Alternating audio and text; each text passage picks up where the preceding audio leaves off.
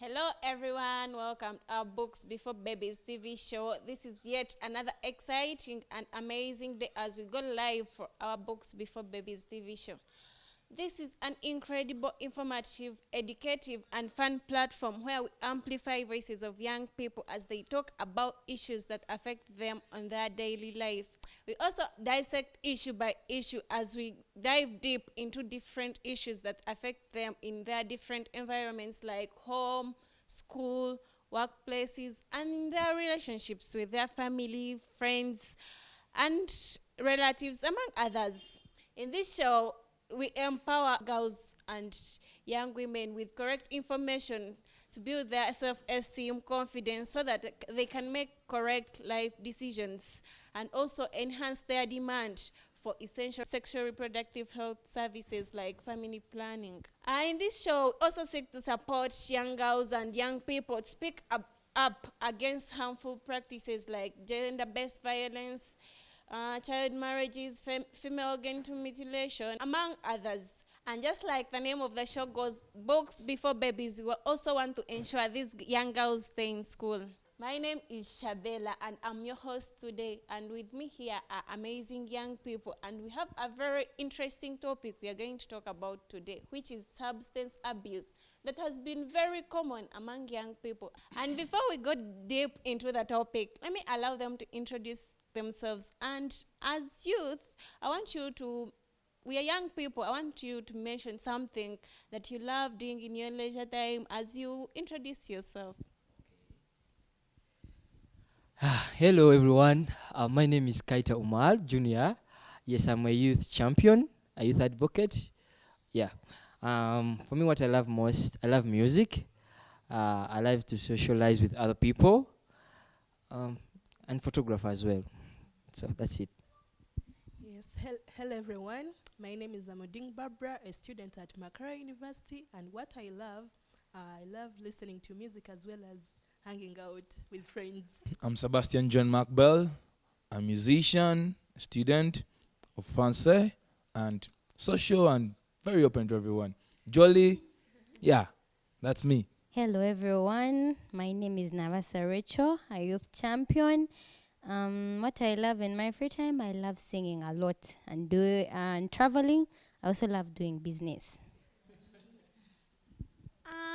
Very interesting young people. And as I mentioned earlier, our topic today is substance abuse. And a study carried out in Kampala and showed 70% of young people abuse drugs. And today I want to know, as young people and youth, what does substance abuse mean to you when you hear it? What I understand about substance abuse, for me, I think it's like a more repeated harmful use of any substance like alcohol, drug, or any other drugs. Yeah. Well, a little idea that I have about substance abuse, I think this is like misuse of drugs that affect the brain or anything affect your way of thinking. So these drugs could be herbal, they could be illegal drugs, or they could even be these normal drugs that they give us in the hospital and they still give you the prescription. So when you misuse them, that is already substance abuse. Substance abuse is the multiple times somebody uses a drug and it makes him lose consciousness. It does affect his well-being and tends to become harmful to the body. For me, what I can say is that substance abuse is like the excessive consumption of substances that can alter one's thinking or as well cause harm to the person. So when we talk about substance abuse as well, we have substance use, whereby one can be using a substance, but when you're not abusing it, it also happens. And the commonly used drugs or the abused drugs, we have marijuana, nicotine, and we also have prescription pain medicines. And these ones, they can be pethidine. Yeah, thank you. Well, as you've heard from these young people and the answers, you can see they all have an idea of what substance abuse is. And to add more on their voice and simplify it for you, substance abuse, as they mentioned, is the use of harmful substances, let's say drugs. And what do you think are the commonly abused drugs among young people? For me, the commonly drugs I see that are used by the young people or the youth, I would say marijuana and alcohol. And maybe also there are these drugs that they use that they, for example, nail polish or nail remover. Especially this is seen in schools. Students go at school, they put them on the hankies or on their neckties. So when they go into class, they just sniff on them. Yeah? So those ones are the drugs that I really know that are commonly used by the youths. Thank you. For me, I know some of them because I've grown up in a community where we see a lot of these drugs. We have marijuana, as she said. We have this mila. Do you know it? Some of them call mairunji. We have the cannabis. We have cocaine. We have many drugs on the market, and these drugs. Some of them are. We have these. They call them maflagenyoni. Yeah. You find a child or a young person sniffing them. Yeah, most especially in Chisenyi. Yeah. Thank you for your answers. Anyone who has something to add on? Well, most of my other speakers have spoken about the abuse of those drugs, but then I believe also youths abuse a lot of the legal one, the legal prescription, like the prescribed ones. We abuse them a lot, though people are ignorant that they are abusing them. Let's say it could not necessarily be the painkillers, it could also be the ones they prescribe for you when you're sick. But then once you're done and you feel your pain has reduced, you let the drug go. You're like, nah, I feel better. Though the prescription is still ongoing, you're like, I'm already better. So already that is substance abuse. You're not completing the dose that you were given. Or not, you take it in excess because you feel the pain is becoming too much. They prescribe 2 times 3. You're like, the pain is too much. I'm going to take 3 times 3. So for you, just do that. So I believe we are also culprits of that. Very interesting answers, and we learn every day. And as Bobby mentioned, something I'm hearing for my first time, like using nail polish as what? Nail removers for sniffing. It's something interesting I'm hearing for my first time. And also to add on some examples, you left out tobacco, it's a very common thing among young people. Shisha, Cuba for students. So I want to know more. What do you think are the causes of the increasing substance abuse among young people? Why do you think these young people abuse those drugs? The causes could be much in plenty, but I'm going to say that I believe that some young people have got a problem with overexcitement of role models, He wants to become a celebrity, like I'm a musician. I wish to become a musician like Chameleon, like Bebe Cool, like Bobby Wine. So I tend to be the past life of that musician. So this brings me to become a substance user. Thank you. And For me, I have a different like point from him, because for me, according to the general setting of the place that we grown up in, so we've been in slum areas, and these slum areas, most of these drugs, they sell them at a cheaper price. You find that one stick is being sold at 500 only. So anyone can afford to take that one stick. And another thing, we have peer pressure.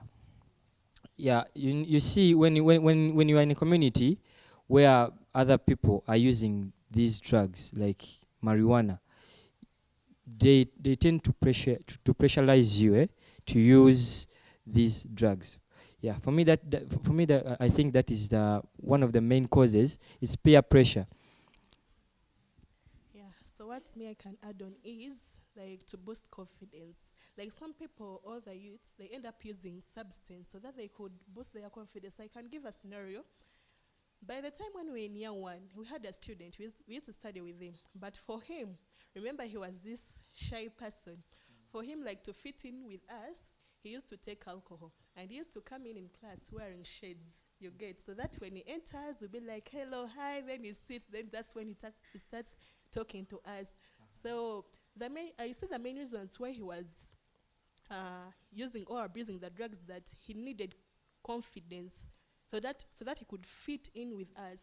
He felt as if he was small, he couldn't fit in with us. So the other thing I would say that the availability of the drug.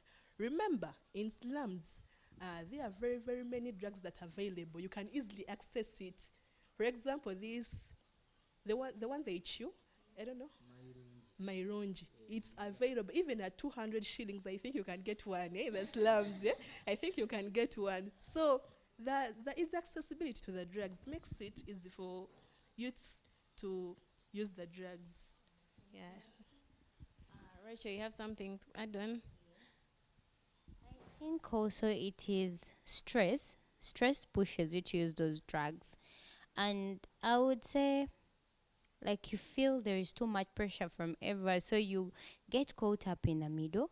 Now, if I give an example, like me, when we were finalizing with the final year, you know, the stress there, you're trying, due to the COVID, there was a lot they were trying to patch up, and your intention, you have to get up with everything, and exams are soon. So I felt there was too much pressure. I had first of all to come home, work a little, from there go to campus. You have to read, you have to make sure you have everything.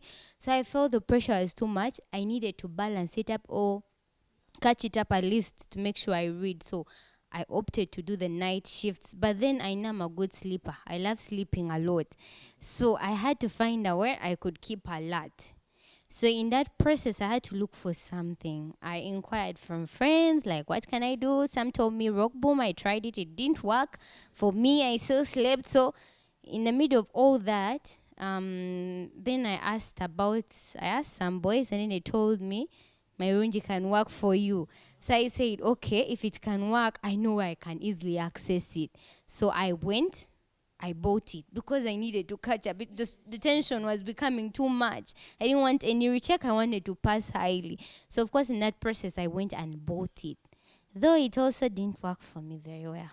Very interesting and amazing answers there.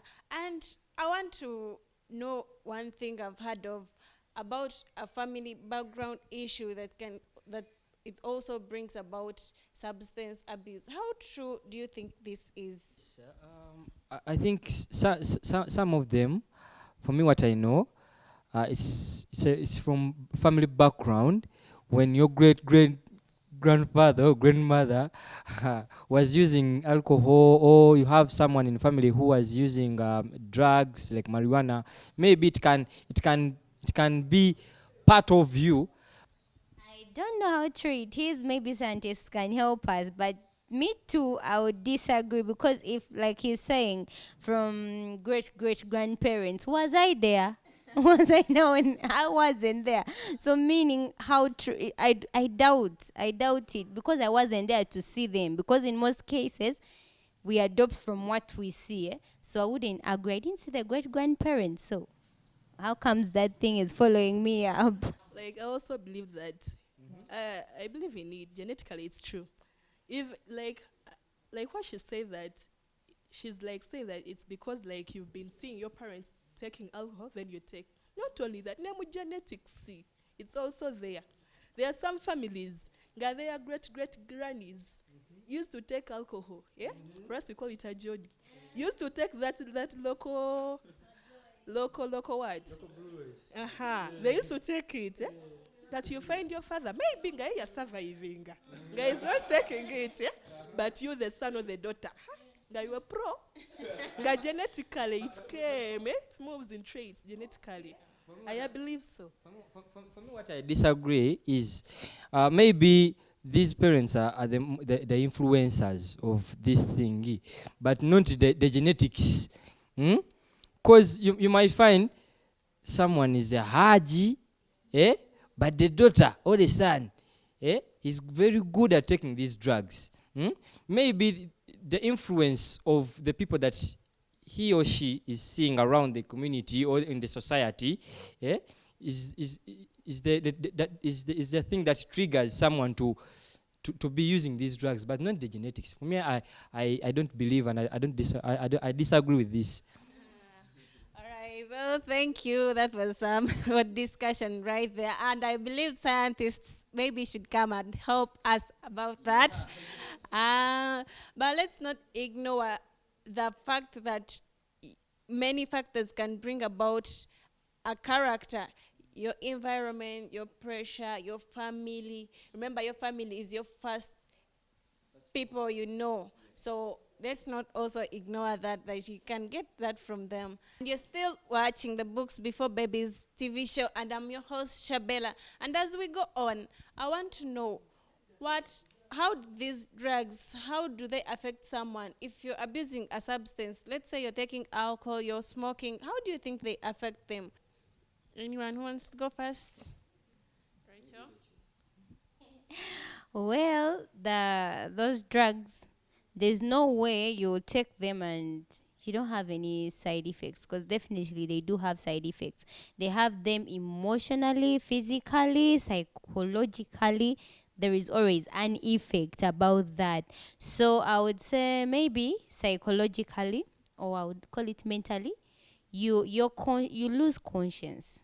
Like the alcohol, you stop judging between what's right and wrong. That's why you find these people, the alcoholics I should say, the person will go, if they are staying on the mizigos, they will miss their door and go to the neighbor's door. So that's all losing conscious effects of those drugs.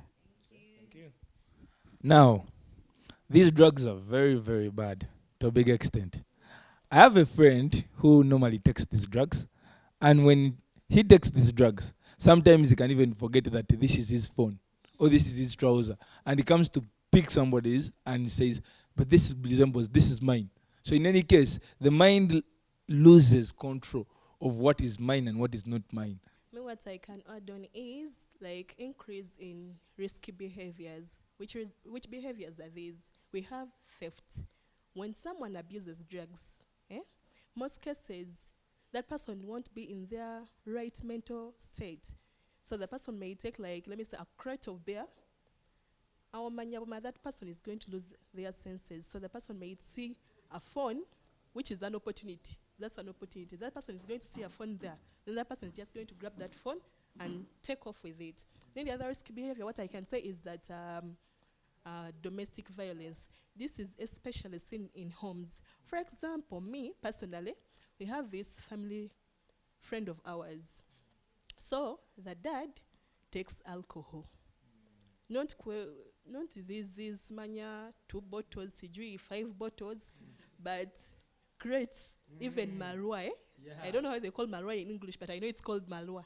The guy takes Marua. After taking, comes back at home at night. Then the guy beats up the wife. He beats up the wife, beats up the children. And when it's time to go back to school, he's like, I don't have money. I don't have money to take you back to school, you get it? So in most cases, when that domestic violence happens, you never know. That man might even get a knife or maybe stab the wife, you get. That's a risky behavior. So the other thing I can say, and the risky behaviors may be, as she said, altering someone's thinking capacity. When you abuse drugs or the substances, they alter your thinking capacity, as well as like you won't be in your right mental state, like to think right, to make decisions. In most cases, you end up like making silly decisions. You won't be in the right state of like saying this is the right thing I'm supposed to do. This is not the right thing I'm not supposed to do. First of all, in the community that you're living in, you lose the respect. No one can respect you when you are drunk. Even if you are talking the truth, they will say that this man is what? Is drunkard. So you lose your respect, even if you are, even if someone would like to offer you a job or anything, But if she sees you, or he sees you in the position where you're not in right in the right conscious of your senses, she might not And another thing, she talked about risk behaviors. We as youths, when we use these drugs, most of the times we call it vibe, and you end up vibing and have this unprotected sex, because we've seen no one can be mindful to use protectives when you are drunk, or you are under any drugs. And another thing, we've seen that these young people, many of them, they end up losing their senses, and they end up being taken to rehabilitation centers, butabika bibajjako. You find omuntu yali ategeera nga now tacha yafuuka public nuisance. Yeah. I would like to say also another impact of these drugs is that on that thing, you're going to lose the books and you'll be more open to the babies. In most schools, definitely you're going to be chased. Once they find that you're any substance abuser, you're going to be expelled out of school. So meaning you're losing out on the books. Then for the girls, you're going to lose both the books and you're going to be open to the babies, as I said, because in most cases, also, as you've been told, you're going to be expelled. Now remember, you're already under the influence of the drugs or the substances that you've used. They've altered your thinking. You're going to go, just like our other speaker said, Kaita, you're going to have unprotected sex, meaning you're at risk of getting pregnant and having the babies before your books. Okay, thank you for sharing those beautiful answers. And to add on what you said, let's not ignore the long-term effects of these drugs. They will affect your health. Like, let's say smoking, tobacco, or shisha will affect your lungs, and at the end of it all, you get cancer. Even, let's say, cocaine, they affect you mentally, and you go insane with time. And these drugs, by the way, they can be suicidal. The more you take them, the more you get addicted, and by the time comes and you feel like you can't live without them, you lose morale, you lose hope in life, and you end up feeling like maybe I don't deserve anything in this world. Well, you all talked about the other substances like alcohol, tobacco, and what about these clinically prescribed drugs like Panadol, painkillers? Do you think people abuse them? Would like to know. People would like to know. Well, I would agree that clinically prescribed drugs are abused a lot by many people. At least I know at some point everybody has done that. And I would go with the Panadol bit and maybe the menstrual painkillers that we do use, because some of us experience a lot of menses that the pain is too much, you can't contain it, and so you need something to help you reduce that pain. Now, for example, when we were in my school, I had a friend. She used to experience very painful menses to an extent that she would cry, stop concentrating in class, like everybody turns their attention from whatever they were doing to her, because the thing of she's crying and nobody knows what's the cause. So everybody has to get to know that she's maybe experiencing that, to the extent painkillers could no longer work because she had used them a lot. So they could no longer work. She needed to be admitted to the hospital, put on a drip. That's how painful it is. Then I also live with a person that uses the Panadol too much. Like, you get a little pain of headache, you're like, Panadol. Headache, Panadol. Now, Panadol no longer works. The only thing, you just try it for the sake, like, let it go and battle its way out. It will fine. So remember, in a long process, it is stopping to work. In another process, you don't know what it's doing to your health. You will know later. By the time you know, it's beyond the limit of repair. Yeah. So I think these clinically prescribed drugs, we have to go slow on them. They're also very effective and bad. Thank you, Rachel, for that answer, and I think most girls can relate to your answer of menstrual pain. Yeah, everyone, like when you feel like, oh, that time comes and the only thing you run to, you buy painkillers because you go like, I'm having cramps. Yeah, painkillers. The next time, the next month, like that, it becomes a habit, it becomes an addiction, and which is very dangerous. And we are almost coming to the end of our show, Books Before Babies. And before we conclude, I would like to know, as you've mentioned and the answers you shared and experiences, we all see that substance abuse is very dangerous. So, as youth, as young people, how do you think you can participate in the community as youth to help in reducing the substance abuse among the young people? Thank you for the opportunity. For me, what I think is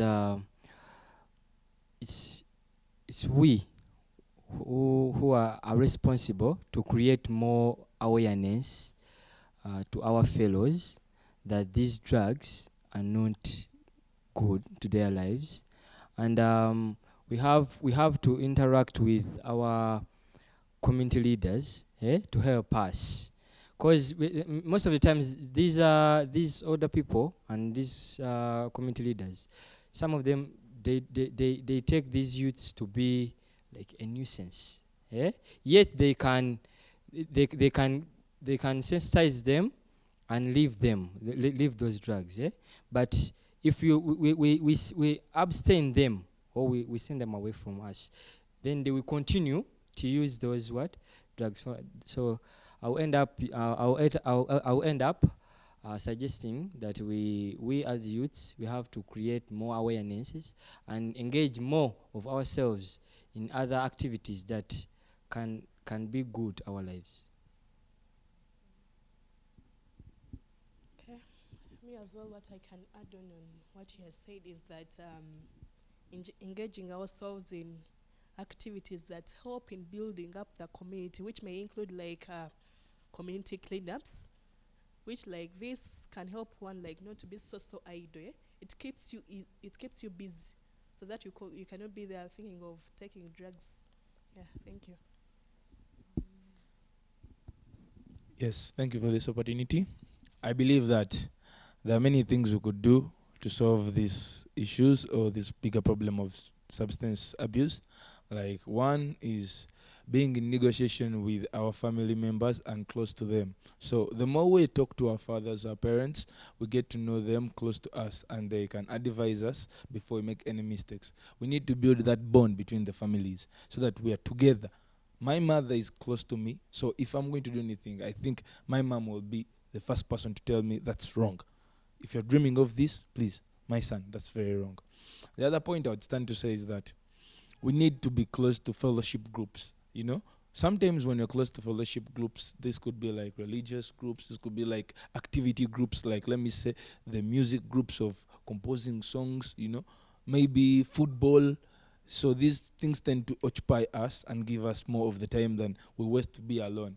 Most cases, people who use drugs tend to use them because they feel loneliness. One, they could be feeling that I'm not liked, I'm just there. So he feels like the drugs could occupy him as a form of being himself. For me, how we can handle that, one, like if you're given a prescription from the hospital, please do follow it for your own good, for the good of those people around you.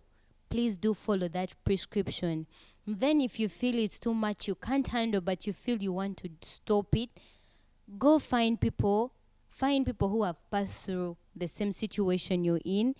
See how they overcame that situation, because no situation is permanent. Just like you've started it, you can stop it if you don't want it. And another thing is seek help, like from people above you. You can go to counselors, you can go to an elder, not necessarily any elder, because that we know that those elders that don't give the right advice, but seek those that know, seek counseling. And then the other thing is, just like my friend said, you can pray. And then another thing is, I'll tell my fellow youths, have a no in your mouth.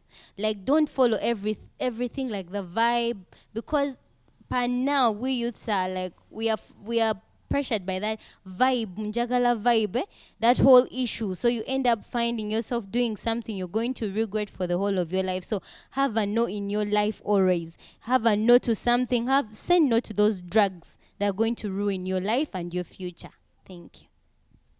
Oh, thank you for all those answers you've said. And to add more on the substance abuse, parents, elders, the community, set an example for your kids. You're not going to be a parent who abuses drugs and expect your child not to. You're setting an example. Remember, they see from you. So make sure you set the right example and guide your kids and your young people on the right path. And you as young people, set goals for yourself. No, I want this, I want to be this in the future. Because if you want something, you work upon it, more than being idle and not knowing what to do. And you're moved around when friends say, let's go try this, and you go. So if you have a goal for yourself, you will know what to do, and you avoid such things like substance abuse. Well, this brings us to the end of our show. It was amazing having you all here at our Books Before Babies show. And thank you all for participating and allowing me to host you here. Thanks for the answers you've shared and the experiences. And I hope you all have learned a thing or two. Don't forget to subscribe to our YouTube channel, which is channel YouWaf, and our Twitter, which is at YouWaf1, our Instagram, which is at YouWaf, and our Facebook, which is at Uganda Youth and Adolescents Health Forum. And don't forget also follow me on my Twitter, which is at Chula Bella. Well, thank you all for watching. Have a nice day. Bye.